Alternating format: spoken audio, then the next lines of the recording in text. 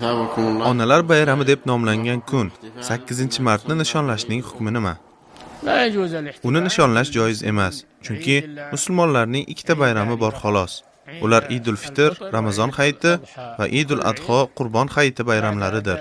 Mazkur bayramlarning har biri islom rukunlaridan birini ado etgach boshlanadi.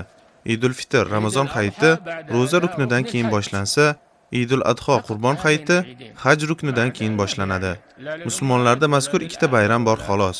Bundan boshqa otalar uchun ham, onalar uchun ham hech qanday bayram yo'q. Hatto Rasululloh sallallohu alayhi vasallamning tug'ilgan kunini bayram qilib nishonlash ham shariatda joriy bo'lmagan, chunki bu bid'atdir.